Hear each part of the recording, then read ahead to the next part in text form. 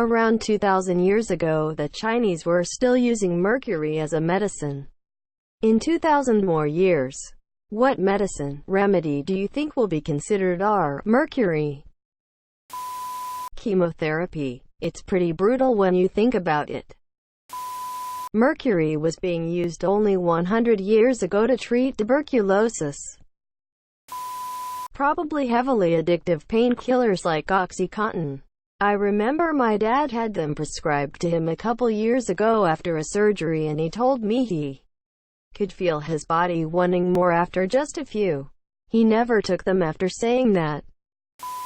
Essential oils, fucking Karen. Opioids, hopefully. A lot of antibiotics. We're just now starting to understand our gut microbes and how important they are for our health. A lot of antibiotics just kill everything in their path. Organ transplants. At least the harvesting part. Hopefully we will be able to 3D print them or grow them somehow, and we'll have enough organs for everyone who needs one. I remember there's a research about the correlation, by the way, aluminum and Alzheimer's. Wait till you find out mercury was used to treat syphilis 150 years ago. Insert a glass tube in the urethra and push a bunch of mercury. Many men could survive the treatment without passing out. Homeopathy. Chemotherapy. The people who think you can treat autism with bleach. Fentanyl. Probably lithium for mental disorders. Everyone is completely misunderstanding. The actual question is, what do we use in medicine now that we will eventually realize is awful for us? Not just, what do we use as medicine that doesn't work? Quote, overprescription of antibiotics. Now, antibiotics have saved probably billions of lives since their discovery. That can't be devalued at all. Antibiotics are amazing at curing disease when they're necessary. Now, not in 2,000 years, but hopefully within the next decade or so, we will look back and say, fuck, we shouldn't have done that. And by that I mean the overprescription of antibiotics. We as a society pop antibiotics like they're candy. Have a sneeze? Here's 2 weeks of antibiotics. Have a tiny bit of acne? Here's a 3-month supply. Take daily. Many of you are already aware of the fact that this is creating superbugs that we may eventually be unable to control in any way. But this is also wreaking havoc on our overall health in so many different ways. Antibiotics don't discriminate between bacterial strains. They wreak havoc on the healthy microorganisms in our gut as well. And we are learning more and more just how vital a natural and healthy gut microbiome is to overall health and the prevention of far nastier diseases. Many diseases have been linked to a dysfunctional microbiome. The list is long, and no, probiotics are not enough to fix the situation. Antibiotics alter your gut microbiome permanently. I have this feeling about copper pans, socks, bracelets. It's pushed everywhere, kind of like lead was. And at the time everybody thought it was fine too. I hope I'm wrong. HAES. Prozac. I'm kind of hoping opioids. That in that much time we'll have found much safer and less addictive alternatives. Don't know, but I look forward to the day when we take 1 pill per year and it just fixes all the things. Lithium is your antidepressants, SSRIs. Chiropractors.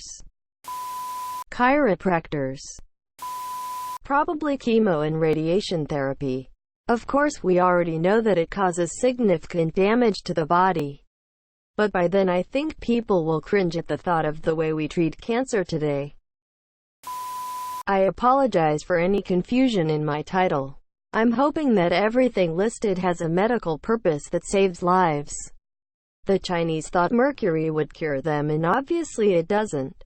The difference today is that we have better technology that can show us when something flat out doesn't work. That doesn't mean they don't cause, or have the potential to cause, side effects that destroy our quality of life or even death.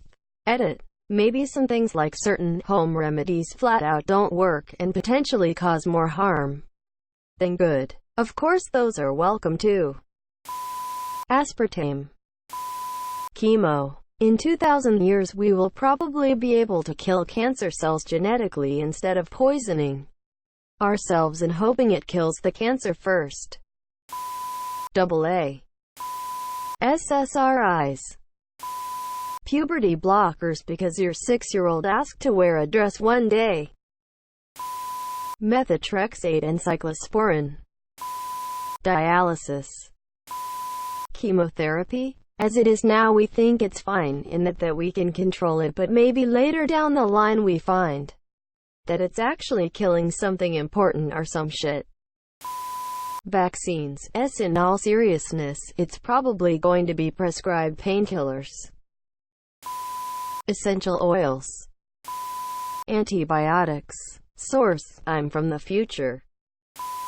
Weed being illegal for children's seizures. Beating and yelling at kids when they misbehave.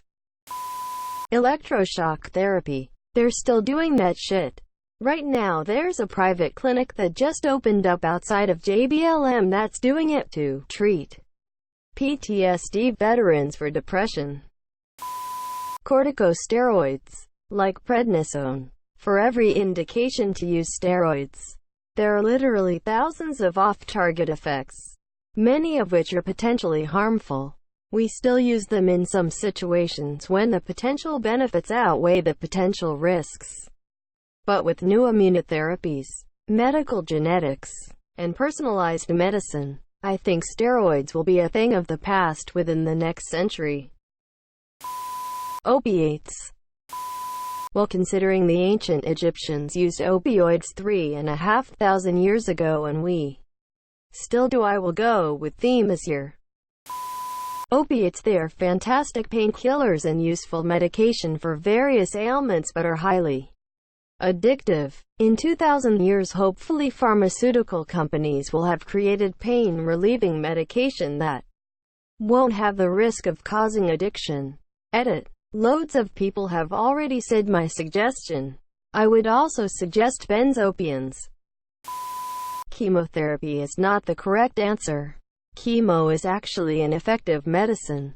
Mercury did nothing. Think aromatherapy and giving bleach to children. Definitely chemotherapy. Imagine what people will think in 100 or so years when nanobots or some other tech can cure cancer instantly, that we are using a mass poison to essentially try to kill cancer cells before the poison kills the rest of our body. Xanax. It's a band-aid for overarching issues that only months of therapy and long-term medications can help. Prednisone. Vaccinations. LOL.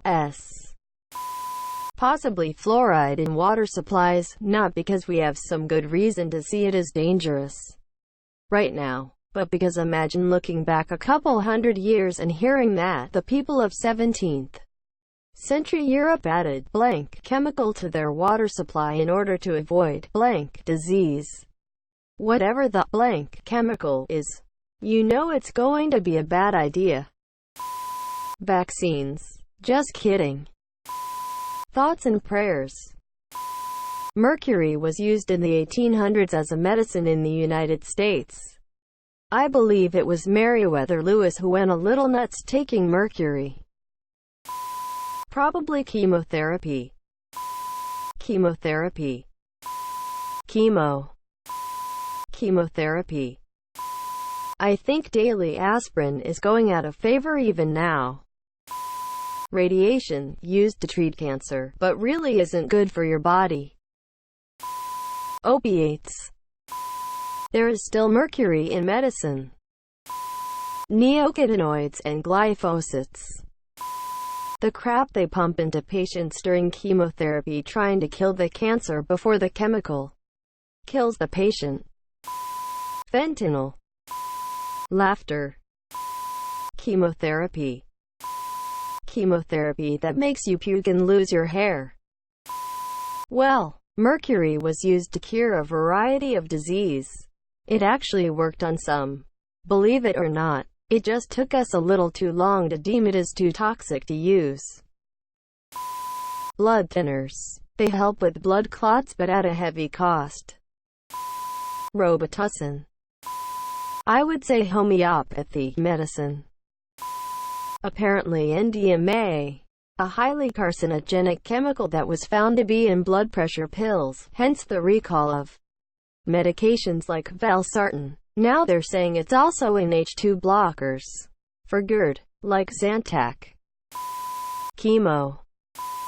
Radiation treatment and chemotherapy for cancer.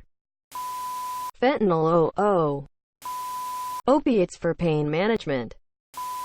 Opium. Chemo.